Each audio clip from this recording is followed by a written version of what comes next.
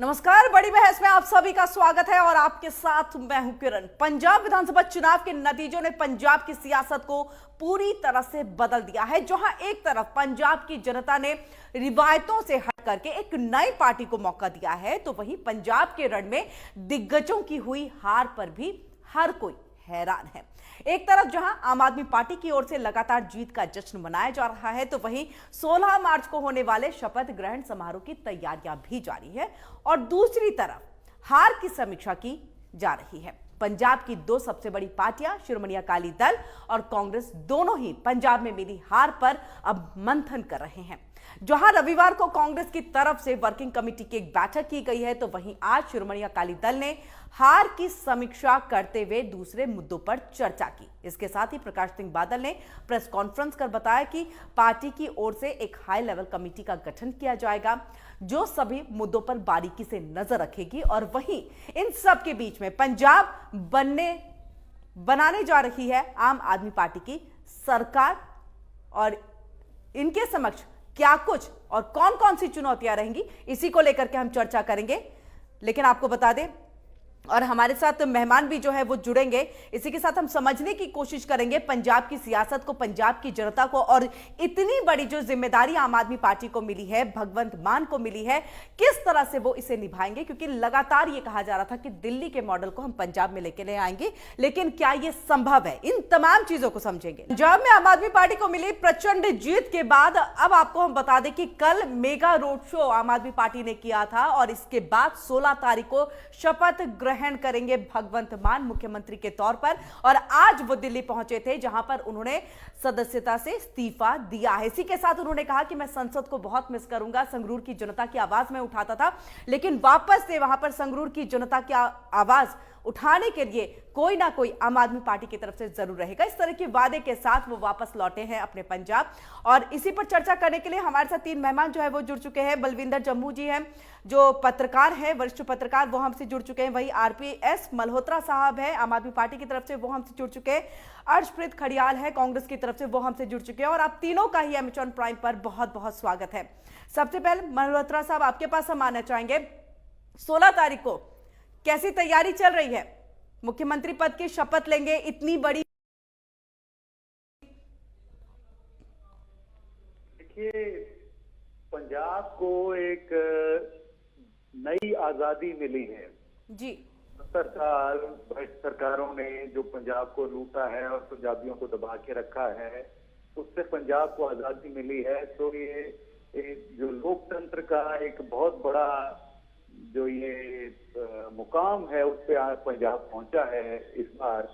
तो उसको मनाने के लिए, इस त्योहार को मनाने के लिए, इस सफलता को मनाने के लिए श्री भगवंत मान जी ने सारे पंजाबियों को ज्यादा से ज्यादा संख्या में इकट्ठा कर पहुंचने का न्योता दिया है। ये बड़ी खुशी की बात है। और सबसे बड़ी बात है कि जो लोकतंत्र की सही परिभाषा का राज, उसको मद्देनजर रखते हुए जो उन्होंने कहा है कि सारे पंजाबी मुख्यमंत्री की कसम लेंगे, ये एक बहुत बड़ी बात है। ये जो लोकतंत्र का असली मायना है, जो असली उसकी स्पिरिट है, उसकी असली भावना है, उसको लेकर भगवंत मान जी चल रहे हैं और ये बड़ी खुशी की बात है। और मेरे ख्याल से आने वाले समय में पंजाब के लोगों को बहुत अच्छा सुशासन आम आदमी पार्टी की तरफ से, श्री भगवंत मान जी की तरफ से देखने को मिलेगा। जी मल्होत्रा साहब, इसके बाद जो बाकी मंत्रिमंडल का गठन है वो कब तक हो जाएगा? कुछ तस्वीर यहाँ पर क्लियर हो पाई है? देखिए, अभी तक आधिकारिक तौर पर कोई इस पे शब्द नहीं आया है। तो जब भी कुछ आएगा तो मेरे ख्याल से हमारे से पहले आपको पहले पता चलेगा। जी ठीक है। अर्शप्रीत साहब, आपके पास हम आना चाहेंगे। कांग्रेस जिस स्थिति में अभी है, अगर 5 राज्यों की बात करें, चुनाव हुए हैं और वहां पर पूरी तरह से जो कांग्रेस है वो कहीं ना कहीं बिल्कुल, मतलब कहते हैं ना, एक नेशनल पार्टी और वो एक रीजनल पार्टी के तौर पर, यानी एक छोटी सी पार्टी बन करके रह गई है। लेकिन जहां पर एक महामंथन होना चाहिए, जहां पर एकजुट होकर के कमियों को समझ करके उसे ठीक करना चाहिए, वहां पर अंदरूनी बगावत एक बार फिर से दिख रही है। सुनील जाखड़ का बयान भी जो सामने आया है वो कहीं ना कहीं इस अंदरूनी घमासान को पूरी तरह से सामने लेकर के आता है जनता के। पहली बात तो मैडम, आपका पहला बयान है कि कांग्रेस पार्टी ऐसा कहना गलत होगा, हम 3 स्टेट्स में सेकेंड लार्जेस्ट पार्टी बने हैं और जो भारतीय जनता पार्टी के टोटल एमएलएज हैं वो 1443 है। कांग्रेस के दूसरे नंबर पे आते हैं पूरे देश में 753 एमएलए और फिर आम आदमी पार्टी के आते हैं तीसरे नंबर पे जो है चौथे नंबर पे 156 ओनली। तो मैडम नेशनल पार्टी कांग्रेस थी है अर्शप्रीत साहब, शेर याद आता है। अर्शप्रीत साहब आप ये भी तो देखिए ना कि कांग्रेस कहाँ थी, कांग्रेस कहाँ थी और कहाँ आ गई है।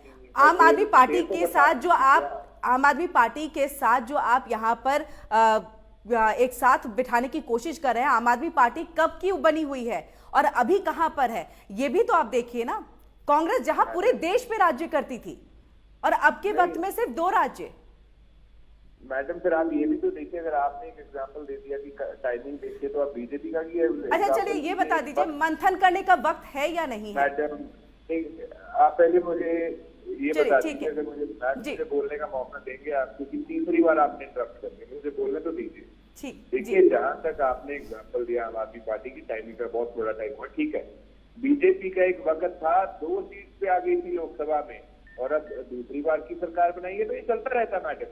लेकिन अब मुद्दा ये है कि आम आदमी पार्टी की जो नई सरकार बनी है उसके सामने चैलेंजेस क्या है, ये हमारा आज का मुद्दा है। तो चैलेंज सबसे बड़ा ये होगा कि कैसे सरकार के खजाने में से पैसे को एक्सप्लॉइट नहीं करना है, दुरुपयोग नहीं करना और खुद पे नहीं लगाना है।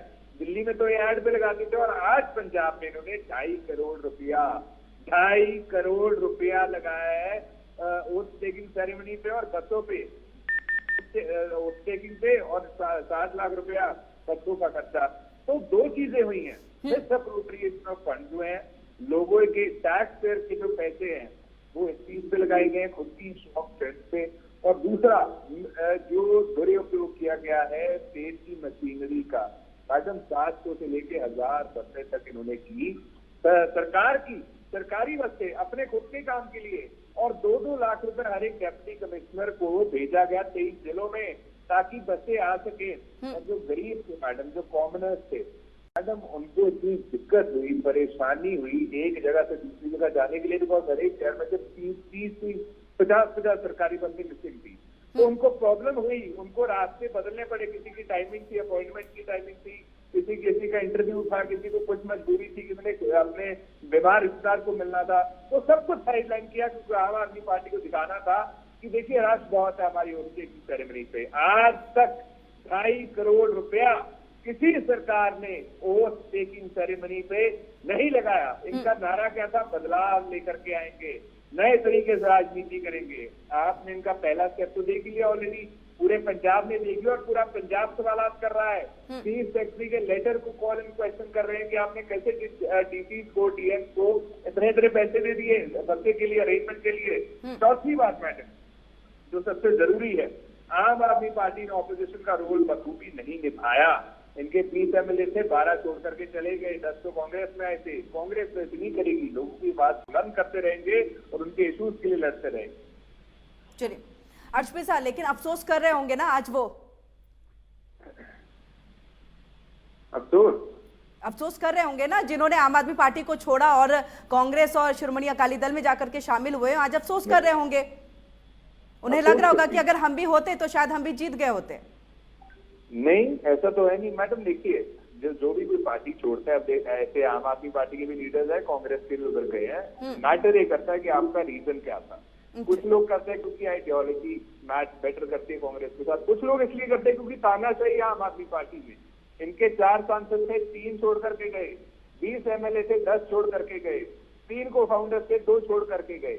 चलिए मैं मल्होत्रा साहब से इसका जवाब ले लूंगी, लेकिन अर्शप्रीत साहब मेरे सवाल का तो जवाब नहीं दिया। जो अंदरूनी कलह चल रही है इस वक्त भी, जहां पर आप लोगों को एकजुट होना चाहिए, वहां पर इस तरह का जब बयान आता है, सुनील जाखड़ जब चन्नी के ऊपर इस तरह से कहते हैं कि वो लायबिलिटी है, वो एसेट नहीं है, तो इस तरह के बयान से आप किस तरह से कांग्रेस को मजबूत कर पाएंगे? क्या लग नहीं रहा है कि आला कमान को यहाँ पर एक पूरी मजबूती के साथ कहना पड़ेगा कि आप अंदरूनी घमासान को अंदर ही रखिए, लोगों के सामने, मीडिया के सामने नहीं लेके आइए? किस तरह से एक मजबूत होंगे आप? जी देखिए, जो डिबेट के लिए थोड़ा इंटरेस्टिंग बनाने के लिए आप सवाल आते नहीं, अर्शमित साहब, डिबेट को इंटरेस्टिंग मैं नहीं तो बना रही हो, ये सवाल है, ये सवाल जी है। देखिए, मैं बताता हूँ मैडम, इलेक्शन का ऑब्जेक्टिव सिर्फ जीतना नहीं होता, जीत के आगे काम करना होता है। जो पार्टी हारती है वो मंथन करती है, थोड़े बहुत एक दूसरे पे इल्जाम भी होते हैं, बिकॉज गलतियां सबसे होती हैं, चलता रहता है मैडम। लेकिन मैटर ये करता है कि आगे के लिए एक रोड मैप बनाया जाए और जो लोगों के मुद्दे हैं वो सुलझाया जाए, जो गारंटीज दी है इन्होंने। अब मैटर ये करता है इम्प्लीमेंट करें। अब जो पार्टी हारी है, क्यों हारी है, कैसे हारी है, वो तो हमने करना ही है, और उसको जो उसका रेजोल्यूशन निकलेगा उसको इम्प्लीमेंट भी हमने करना है। तो ये तो मैडम होता रहेगा, लेकिन लोगों का काम नहीं रुकना चाहिए, और वो हमारी प्रायोरिटी थी और प्रायोरिटी रहेगी। और एक शेर कह रहा हूँ जो आपने इंटरप्ट कर दिया था, इन शोर करती हवाओं से कह दीजिए साहब, हमने बड़े तूफानों का आना जाना देखा है। कांग्रेस कल भी थी, आज भी और आगे भी कायम रहेगी। चलिए मल्होत्रा साहब, आप जवाब दे दीजिए। और जो शायराना अंदाज में अर्शप्रीत साहब ने सीधे तौर पे कहा है कि कांग्रेस कल भी थी, आज भी है और आगे भी रहेगी, और आप अभी सिर्फ एक आंधी हैं, इसका भी मुकाबला कांग्रेस जानती है करना। देखिए, हम जो भी हैं, आज हमारी सरकार है पंजाब में। पंजाब कांग्रेस की जितनी भी सीटें आई हैं ये सबके सामने है, और 135 साल पुरानी पार्टी है कांग्रेस, और हमारी पार्टी सिर्फ 10 साल पुरानी है। और ये अभी खुद ही बता रहे थे कि इनके बाद अगले जो स्ट्रेंथ है वो आम आदमी पार्टी के एमएलए की ही है। अभी तो हम 2 स्टेट्स में हैं, वो भी एक स्टेट में हमारी आधी सरकार है, ठीक है ना। तो कोई बात नहीं, इनको अपने मन को तसल्ली दे लेने दीजिए। मैं इनके साथ ज्यादा बहस नहीं करना चाहता, लेकिन पंजाब के लोगों ने ये जो फतवा दिया है, ये इनकी नाकामी, इनकी कांग्रेस की भ्रष्टाचार और आम आदमी पार्टी ने जो बढ़िया काम किया है दिल्ली में, जो ईमानदारी से काम किया है, ये उसको देखते हुए पंजाब के लोगों ने फैसला किया है। और मैं आपको विश्वास दिलाता हूँ कि पंजाब के लोगों के साथ जितने भी फैसले हुए, वो वादे हुए हैं, गारंटीज दी गई हैं, वो तो लागू होंगी ही होंगी। उसके अलावा भी बहुत कुछ होगा, क्योंकि जब नीयत साफ होना तो भगवान भी साथ देता है। खजाना भी पंजाब का भर जाएगा, पैसे की कोई कमी नहीं होगी, और पंजाब में वो काम आम आदमी पार्टी दिखाएगी जो किसी और पार्टी ने हिंदुस्तान में कहीं नहीं करके दिखाए। चाहे वो मूलभूत सुविधाएं आप ले लीजिए, सड़कें, गलियां, नालियां ले लीजिए, जो कि इनसे बनी नहीं, आज तक 70 साल में नहीं बनी इनसे, उसी में उजाड़ लिया पूरी स्टेट को इन्होंने। फिर उसके बाद पानी, बिजली, जो कि आज मूलभूत सुविधाएं, जरूरतें बन गई हैं, वो हर एक आदमी तक पहुंचाएगी और मुफ्त पहुंचाएगी आम आदमी पार्टी, जहां तक के बेसिक जरूरत है, और उसके बाद कम रेट से मिलेगी उनको। और शिक्षा, स्वास्थ्य, रोजगार और सामाजिक सुरक्षा, खासकर जो पेंशनें इन्होंने खत्म कर दी, जो सरकारी पेंशनें खत्म कर दी, सरकारी नौकरियां खत्म कर दी, जो लोगों को पेंशनें, जो बिल्कुल मामूली सी पेंशन जो है मिलती है, इन्होंने बिल्कुल लोगों के जीवन स्तर को सुधारने की तरफ ध्यान ही नहीं दिया। वो सब चीजें पंजाब के लोगों को मिलेंगी, और सिर्फ पंजाब ही नहीं, सारे देश में एक उदाहरण की तरह पेश होगा, सारी दुनिया में एक उदाहरण की तरह पेश होगा जो आम आदमी पार्टी पंजाब में काम करेगी। ठीक है। बलविंदर जी, आपके पास हम आएंगे और आपसे ये समझने की कोशिश पंजाब की सियासत को और पंजाब की जनता को खास करके। हमने देखा है शिरोमणि अकाली दल और बीजेपी गठबंधन की सरकार रही, उसके बाद कांग्रेस की सरकार आ गई, लेकिन इन दोनों को ही इस तरह से नकारा है, और आज आम आदमी पार्टी पे भरोसा। क्या ऐसे मुद्दे खास तौर से रहे? आपको क्या लग रहा है कि आम आदमी पार्टी पे इतना ज्यादा उन्हें भरोसा रहा कि उन्होंने फुल मेजोरिटी के साथ जो है वो आम आदमी पार्टी को लेकर के आए हैं, और अब जो फिलहाल मंथन चल रहा है, चाहे वो शिरोमणि अकाली दल हो या फिर कांग्रेस हो, इन सबकी बैठक हुई है, बैठक में मंथन भी किया गया है, तो किन बातों पे खास तौर से दोनों पार्टियों को ध्यान देना चाहिए, आपसे समझना चाहेंगे। देखिए, आम आदमी पार्टी को पंजाब में बहुत बड़ा बहुमत मिला है, इतना बहुत कम मिलता रहा है। 1997 में अकाली दल और बीजेपी का जब गठजोड़ था, तब उनको 93 सीट्स मिली थी, उससे पहले कभी ऐसा नहीं हुआ। ये एक बहुत, इसी के साथ जो इनके ऊपर चैलेंज है वो भी बहुत ज्यादा है। लेकिन क्या बातें हुई, क्यों इतना बड़ा इनको मैंडेट मिला? लोगों में एक करप्शन का मामला है, बहुत बड़ा मुद्दा है पंजाब में बना। कोई काम होता ही नहीं पंजाब में, बहुत कम काम जो ऐसे होते थे। लोगों को पुलिस थानों में, कचहरी में, तहसील में, हर जगह मतलब जो काम नहीं होते थे मुश्किलें आती थी, अस्पतालों का सभी जगह के मामले थे। लोगों में ये सभी कुछ इकट्ठा हुआ तो लोगों में उत्साह था। कांग्रेस पार्टी ने मुख्यमंत्री अपने कैप्टन अमरिंदर सिंह से उन्होंने गुटका साहब की सौ लेकर उनको वादे किए थे, वो पूरे नहीं किए। इसीलिए कांग्रेस ने दूसरी जो गलती बड़ी की, जब इलेक्शन थी, इनके 3-4 लोग थे एक दूसरे के खिलाफ बोलते थे। नवजोत सिंह सिद्धू आज तक नहीं दे समझ सके तो वो पार्टी के प्रधान है, उनकी रिस्पॉन्सिबिलिटी क्या है, उन्होंने क्या करना है। लेकिन वो स्टेज पे खड़े होकर राहुल गांधी की हाजिरी में ये पूछते रहे कि पंजाब में रेता सस्ता हुआ कि नहीं हुआ। भाई ये तुम्हारी अपनी पार्टी की बात है, अंदर अपने पूछो। कोई डीजीपी बदलना है और उसके बाद एडवोकेट जनरल है, ये सभी मामले जो अंदर के थे ये पब्लिक में डिबेट हो रही है। मतलब इलेक्शन के समय में सभी मामले ऐसे चलते। दूसरा, कांग्रेस पार्टी की जो नेशनल लीडरशिप थी, ये जो सिद्धू ने मामले उठाए, राहुल गांधी की रैली में उठाए, उसके अलावा प्रियंका गांधी की दूरी में रह रही थी तब भी वो बोले नहीं। मतलब जो मामले पार्टी के भीतर थे वो पब्लिक में डिबेट हो रहे थे, क्या हुआ नहीं हुआ। तो कांग्रेस पार्टी, ये लोगों ने पार्टी के अगेंस्ट वोट किया। किसी के बयानों की बात करें, ये बयान पहले तो थे ही कि एक दूसरे के ऊपर आरोप प्रत्यारोप लगातार चल रहा था। अगर हम नवजोत सिंह सिद्धू की भी बात करें तो उनकी तरफ से लगातार कहीं अब भी उसी तरह के बयान आ रहे हैं। देखिए अब भी बयान आ रहे हैं। देखिए राहुल गांधी की प्रेजेंस में नवजोत सिंह सिद्धू ने सवाल किया कि रेता सस्ता हुआ कि नहीं हुआ, लोगों से पूछ रहे हैं।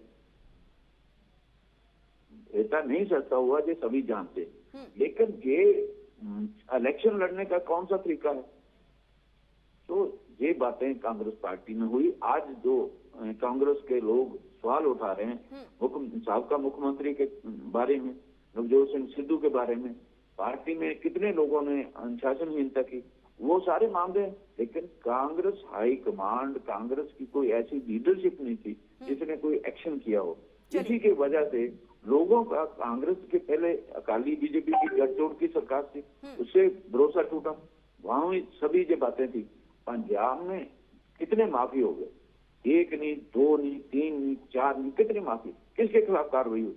मतलब कैप्टन अमरिंदर सिंह कहते रहे मेरे पास एक लिस्ट है एमएलए की, वो जो रेता चोरी करते हैं, जो पैसे कमा रहे हैं। मतलब कार्रवाई करने की बजाय ऐसी लिस्टें का क्या फायदा हुआ। तो सभी लोगों का पंजाब में जो कमियां रह गई उस पर अब कहीं ना कहीं मंथन करने की जरूरत है, और सिर्फ ये सोच करके चलना कि चुनाव बीत गया है आगे भी हम अच्छा करें, क्योंकि गुजरात का चुनाव, हिमाचल प्रदेश का भी चुनाव है, और इन जगहों पर भी कांग्रेस को एक अच्छी जगह और एक अच्छी रणनीति के साथ उतरना पड़ेगा। फिलहाल यहाँ एक छोटे से हम ब्रेक के लिए रुक रहे हैं। ब्रेक से जब वापस लौटेंगे तो नई सरकार की नई चुनौतियां क्या क्या है उस पर हम बातचीत करेंगे, और किस तरह की स्ट्रैटेजी, और खास करके मंत्रिमंडल में कौन कौन मंत्री होगा, क्योंकि भगवंत मान को यह फ्री हैंड दे दिया गया है कि आप अपने मंत्रियों को खुद से उनका चयन करिए, खुद से देखिए कि कौन आपके कैबिनेट में यानी कि आपके सहयोग में रह सकते हैं। तो यह भी देखना है कि भगवंत मान के मन में कौन कौन है। रुक रहे एक छोटे से ब्रेक के लिए। तो अब मंत्रिमंडल का गठन भी होगा और इसको लेकर के विचार विमर्श भी किया जा रहा है। लेकिन इसी के साथ जो जानकारी इसके पहले भी मैंने आपको दी कि फ्री हैंड भगवंत मान को दिया गया है कि आप अपने मंत्रिमंडल में किन किन को मंत्री बनाना चाहते हैं उसका चयन आप खुद करेंगे। अब देखना होगा कि कौन कौन ऐसे विधायक हैं जिन्हें मंत्री के तौर पर यहां पर शपथ दिलवाई जाती है, भगवंत मान किनका चयन करते हैं। और हम ज्यादा बातचीत के लिए सीधे रुक कर लेते हैं अपने मेहमानों का, और सीधे हम मल्होत्रा साहब के पास चलेंगे। मल्होत्रा साहब, आपसे समझना चाहेंगे, मंत्रिमंडल का गठन होगा क्योंकि 16 तारीख को तो भगवंत मान मुख्यमंत्री पद की शपथ ले लेंगे, लेकिन मंत्रिमंडल के गठन के लिए फ्री हैंड जो दिया गया है उनके मन में कौन कौन है, क्या तस्वीरें उभर कर के आ रही हैं?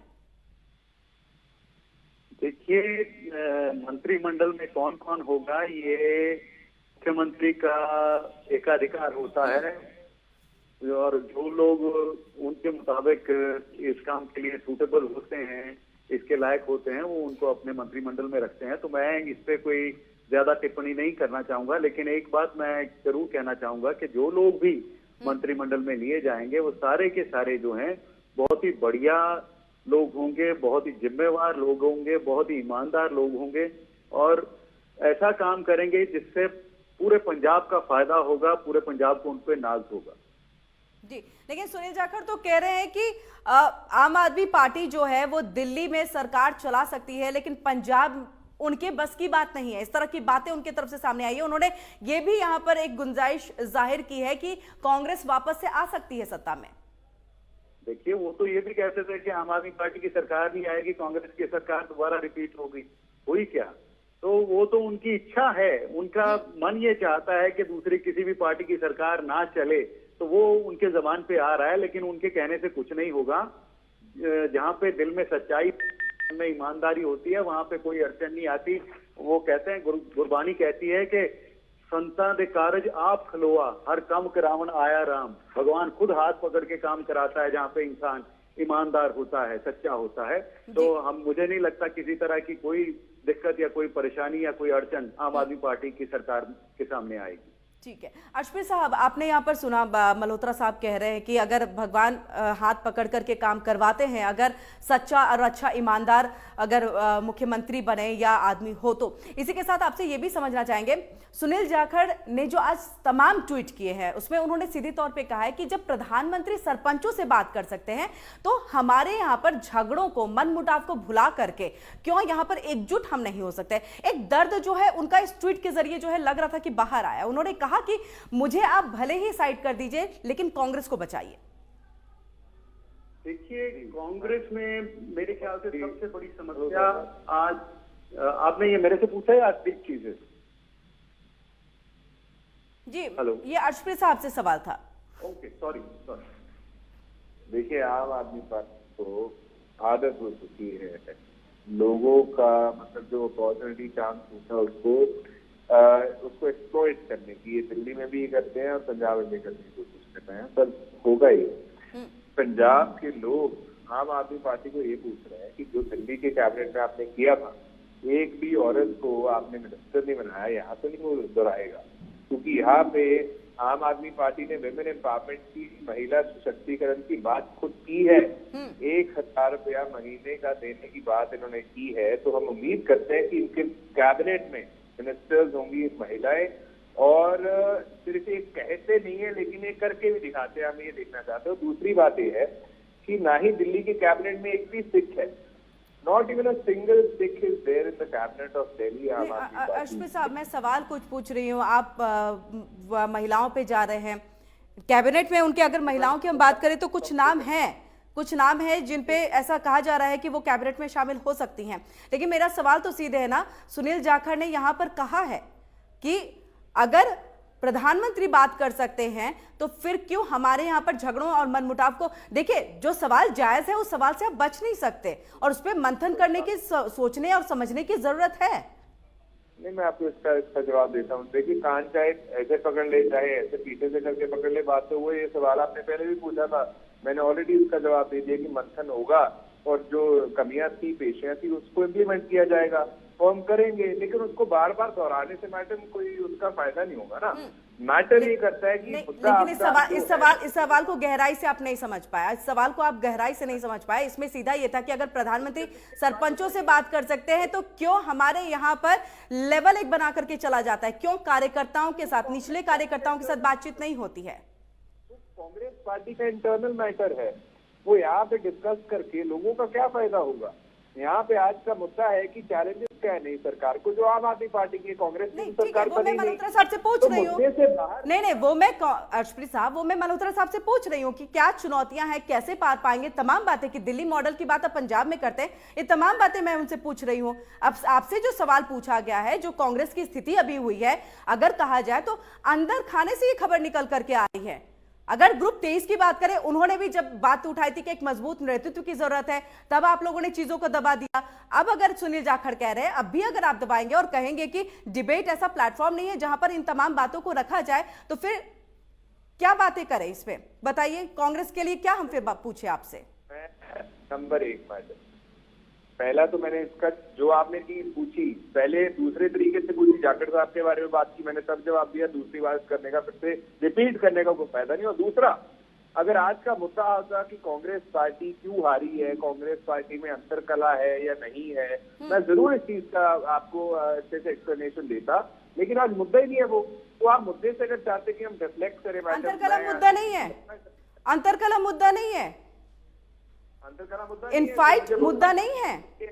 सरकार मुझे मैडम जो मुद्दा बताएगा वो है नई सरकार और उसके नए जो चैलेंजेस हैं, तो मैं उसके हिसाब से आपको बता देता हूँ चैलेंज है क्या। चैलेंज ये है कि हमें उम्मीद है कि भगवंत मान साहब को ऑटोनॉमी दी जाएगी, अथॉरिटी दी जाएगी अपने मिनिस्टर लगाने की, क्योंकि पिछली बार क्या हुआ था, एक छलावा तो था, एक ड्रामा तो था कि आप सीएम बेस चूज कर रहे हैं, पंजाब के लोग चूज कर रहे हैं कि 4 दिनों में 22 लाख कॉल्स आई, लेकिन ऐसा पॉसिबल नहीं था क्योंकि 1 सेकंड में 15 कॉल्स आप नंबर पे नहीं आ सकते। और दूसरा, भगवंत मान साहब की ऑडियो लीक हुई थी और उस ऑडियो में उन्होंने खुद कह दिया था कि 2 दिन बाद मुझे सीएम बेस ऐलानेंगे केजरीवाल साहब। तो ये कैसे पॉसिबल था कि ये बिल्कुल ही मतलब कि फेयर प्रोसेस थी और लोग डिसाइड करे थे, ड्रामा था। हम नहीं चाहते थे ड्रामा फिर से हो, क्योंकि 4 दिन पहले जो अखबार में खबर आई वो ये कह रही थी कि केजरीवाल साहब ने फाइलिंग नीति मंगाई और जो यहाँ पे आईएएस ऑफिसर्स लगेंगे सब होगा। चलिए, मतलब मतलब हर्षप्रीत साहब, आप अपनी पार्टी की बात करने की जगह पे दूसरी पार्टी की तमाम बातों को रख रहे हैं। चलिए मल्होत्रा साहब, आप ही चुनौती बता दीजिए। हर्षप्रीत साहब सुनने के लिए बहुत बेताब है कि क्या कुछ चुनौतियां हैं, कैसे पार पाएंगे, नई सरकार है। देखिए, जो खजाना ये लोग खाली करके छोड़ के गए हैं तो एक सबसे बड़ी चुनौती हो सकता है, लेकिन जब ईमानदार सरकार हो जो रिश्वतखोरी और भ्रष्टाचार खत्म कर दे, माफिया राज खत्म कर दे, तो हमें नहीं लगता कि ये भी हमारी बड़ी चुनौती रहेगी और हम पंजाब के खाली खजाने को काफी हद तक भरने में कामयाब रहेंगे। और सबसे बड़ी बात यह है कि जब आप मूल रूप से लोक हित की राजनीति करना चाहते हो, लोगों के लिए काम करना चाहते हो ईमानदारी के साथ, तो कोई अड़चने नहीं आती। ज्यादा से ज्यादा अड़चन जो हमें इस समय नजर आ रही है वो ये हो सकती है कि जिस तरीके से मोदी जी दिल्ली में अड़चने दिल्ली सरकार के आगे डाल रहे हैं, उस तरीके की अड़चने जो है वो पंजाब में डालने की कोशिश कर सकते हैं। नहीं मल्होत्रा साहब, अब प्रधानमंत्री पे मत छोड़िए, ये बताइए, नशे का मुद्दा पंजाब में बहुत अहम है, संवेदनशील राज्य है पंजाब, अगर सीधे तौर पे कहे बॉर्डर एरिया से जुड़ा हुआ है, जहां पर ड्रोन के जरिए कई बार जो आतंकी गतिविधियां हैं वो होने का अंदेशा हमेशा से जाहिर रहा है। तो इन सब मुद्दों को, इन सब चीजों को आप किस तरह से हैंडल करेंगे, किस तरह से आम आदमी पार्टी, क्योंकि ये दिल्ली में नहीं था, ये दिक्कतें दिल्ली में नहीं थी। देखिए, जो नशे का मुद्दा है वो इसलिए पंजाब में ज्यादा था क्योंकि अकाली और कांग्रेसी लीडर मिले हुए थे, सरकारें मिली हुई थी और आम आदमी पार्टी बहुत सख्ती के साथ इसके साथ निपटेगी और आप देखेंगे पंजाब में से नशा बिल्कुल वाइप आउट कर दिया जाएगा। और जहां तक बॉर्डर स्टेट होने का आतंकवाद का खतरा है उसके साथ भी पूरी सख्ती के साथ पेश आया जाएगा। तो इस तरह की कोई भी समस्या जो है आम आदमी पार्टी के सामने नहीं आने वाली, क्योंकि जो आम आदमी पार्टी की सरकार है वो ईमानदार है, देश के लिए काम करना चाहती है, लोगों के लिए काम करना चाहती है और दिल्ली में हमने करके दिखाया है। तो मुझे नहीं लगता कि किसी तरह की कोई भी चुनौती इतनी बड़ी होगी जो हमारा काम रोक सके, हमारे रास्ते को रोक सके। जल्दी से आप कुछ कहना चाह रहे हैं, अपनी बात को रख दीजिए। मल्होत्रा साहब का 2.5 करोड़ रुपया लगाना टैक्स पेयर का ठीक है? हाँ, मैं ये इनसे पूछना चाहता हूँ कि पंजाब के लोगों ने इतने बहुमत से अपनी सरकार बनाई है और अगर पंजाब के लोग उसको सेलिब्रेट करना चाहते हैं, वहां जाके शामिल होना चाहते हैं और लोगों की ही जो पब्लिक ट्रांसपोर्ट जो है वो पब्लिक के लिए यूज होती है या पब्लिक का पैसा थोड़ा सा अगर पब्लिक के काम के लिए इस्तेमाल होता है तो उसमें कोई गलत बात नहीं है। उसमें से एक भी पैसा कोई आपके मंत्रियों की तरह या बलविंदर जी से हम आखिरी सवाल ले लेते हैं, वाइंड अप का समय हो गया। बलविंदर जी, मंत्रिमंडल का अब गठन होगा, क्या कुछ आपको नाम जो है आपके जहन में आ रहे हैं कि उनको मंत्रिमंडल में जगह दी जा सकती है? बहुत ही जल्दी से बता दीजिएगा, वाइंड अप का समय हो गया। देखिए, जो इनके दूसरी एमएलए बने हैं ज्यादा फर्स्ट प्रेफरेंस उनके को मिलेगी। उसके अलावा जो भी पार्टी ने मंथन कर रही है, केजरीवाल के साथ भी इनकी बात हुई है, ये फ्री एंड का मामला नहीं है। इसमें ये देख रहे हैं कि कौन लोग डिलीवर कर सकते हैं, उन लोगों को लाएंगे।